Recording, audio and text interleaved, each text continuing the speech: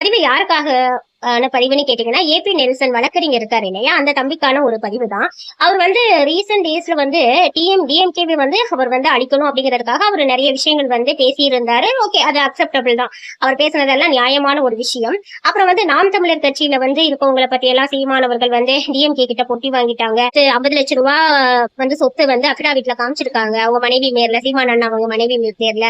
ஆனா அதோடைய real value வந்து பாத்தீங்கன்னா 15 கோடி ரூபாய் அப்படின்னு வந்துட்டு சொல்லியிருந்தாங்க. இதுக்கு காரணம் வந்து சாட்டையவர்கள் வந்து தொடர்ந்து சாட்டையவர்களும் சீமான் அவர்களும் தொடர்ந்து வந்து விஜய் அவரை வந்து விமர்சித்ததுனால விமர்சிக்கும்படி யாரு டிஎம்கே கிட்ட இருந்து காசு வந்து வாங்கிக்கிட்டு தான் வாங்கினாங்க. ஜூலை 2025 வந்து அவங்க போய் ஸ்டாலின் அவர்களை வந்து சீமான் அவர்கள் பாக்குறாரு. அதுக்கப்புறம் வந்து டிசம்பர்ல தான் வந்து இந்த இடம் வாங்குறாங்க அப்படிலாம் சொல்லி நிறைய விஷயம் வந்து அதுல போட்டிருந்தாங்க இல்லையா.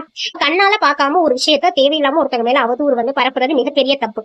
ப்ரூஃப் கேட்டது உங்ககிட்ட, டிஎம்கே காரங்க கிட்ட இருந்து அவர் காசு வாங்கினதுக்கான ப்ரூஃப் தான் கேட்டது, சரிங்களா? அந்த ப்ரூஃபை தான் நீங்க கொடுக்கணுமே தவிர, இங்க இருக்கவங்க எல்லாரும் முட்டாளா இருக்க மாதிரி எல்லாரும் முட்டாள்கள் கிடையாது தம்பி. நாங்கெல்லாம் முட்டாள்கள் கிடையாது. இப்ப 200 கோடி ரூபாய் அவர் வாங்கியிருந்தாருன்னா அந்த 200 கோடிக்கான செக் அந்த மாதிரி விஷயங்கள் தான் நீங்க காமிக்கணுமே தவிர, அவர் இப்படிதான் வாங்கியிருப்பாரு அந்த காசை, அவர் இப்படிதான் செஞ்சிருப்பாரு, ஸ்டாலின் அவர்கள்ட்ட வாங்கிதான் அந்த இடத்த காசை வாங்கிதான் அந்த இடத்த வாங்கிருப்பாரு, நீங்களும் ஒரு கற்பனை கதை கட்டக்கூடாது. 15 கோடி ரூபாய்க்குள்ள இடம் 50 லட்சம் ரூபாய்னு சொல்லியிருக்காங்கன்னா அது வந்து இந்த காசுல தான் வாங்கினாங்கிறதுக்கு ப்ரூஃப் நீங்க எங்கேயுமே கொடுக்கவே இல்லை. ராஜா பரோன் அவருடைய விஷயத்துல வந்து அவர் செஞ்சது தப்பு தான், ஓகேவா? எடுக்க வேண்டாம். ஆனா நீங்க ஒரு டைம் என்ன சொன்னீங்க, நாம் தமிழர் கட்சின்னு 1000 டைம் அதுல வந்து சொன்னீங்க. ஓகே, அவங்க வந்து கோபத்துல வந்து உங்களை வந்து அடிச்சுட்டாங்க, உடனே அருவா தூக்கி வெட்ட வந்தாங்க அப்படின்லாம் பில்டப் பயங்கரமா. தம்பி, உலகமாக அரசியல்வாதி தான் நீங்க, சரியா? வருங்காலத்துல மிகப்பெரிய அரசியல் வாய்ப்புகள்லாம் உங்களுக்கு இருக்கு, சரியா? மக்கள் அதையும் நம்புறாங்க பாருங்க. ஓகே, அவங்க செஞ்சது தப்பு, உங்க மனைவி செஞ்சது தப்பு. சரி, அவங்க மனைவிய வந்து டிவிகேல இருக்கவங்க அந்த பெண்ணுடைய வந்து சேலை வந்து விலகி இருந்தது இல்லையா, சேலை விலகிட்டு அந்த ஜாக்கெட் வந்து இருந்ததுல அதை வந்து எவ்வளவு அசிங்கமா டிவி கேல இருக்கவங்க எல்லாம் வந்து மீம்ஸ் போட்டு கேவலமா பண்ணிருந்தாங்க. அப்ப நீங்க எங்க தம்பி போனீங்க? அப்ப ஏன் ஊர்லதான் இருந்தீங்க இல்லையா? அப்ப ஏன் நீங்க நியாயமா நடந்துக்கல?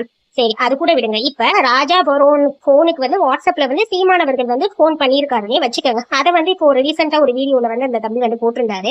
அப்ப வந்து இவங்கதான் அடிக்க சொல்லியிருக்காங்க, நீங்களே எப்படி சொல்லலாம்? இப்ப ஒரு வாட்ஸ்அப்ல வந்து கால் வந்து அது ரெக்கார்ட் ஆகி சீமானவர்கள் வந்து ராஜா பரோன்கிட்ட வந்து இந்த மாதிரி வந்து சொல்லி ஏதாச்சும் இருந்தா அதுதான் ப்ரூஃப், அதுதான் ரெக்கார்டு ப்ரூஃப், ஓகேங்களா? அதை விட்டுட்டு வெறும் கால் பண்ணியிருந்தா எதுக்காக கூட கால் பண்ணிருக்கலாம் இல்லையா? 2 நாளுக்கு அப்புறம் கால் பண்றவங்க என்னடா தம்பி போய் சண்டை போட்டியா, எதுக்கு இதெல்லாம் வீண் வம்பு அப்படிங்கிறதுக்காக கூட சண்டை போட்டாத இப்பெல்லாம் செய்யாதேங்கிறதுக்காக கூட கால் பண்ணிருக்கலாம்ல. அந்த மிஸ்டேக்கால நீங்க எப்படிங்க ப்ரூஃபா காமிக்க முடியும்? மிஸ்டேக்கால வச்சு நீங்களா ஒரு இமேஜினேஷன் பண்ணி அப்ப அடிக்க விட்டது அவங்களாதான் இருக்கும். இது என்ன பப்பா போச்சு? இப்ப வந்து உங்களுக்கும் அவருக்கும் சண்டைனா அவர் கட்சியில இருக்கவங்க கிட்ட அவர் கால் பண்ணக்கூடாதுன்னு ஏதாச்சும் சட்டம் இருக்குதா? தெரியாம தான் கேக்குறேன். அப்பெல்லாம் எந்த ஊர்லயும் சட்டம் இல்ல.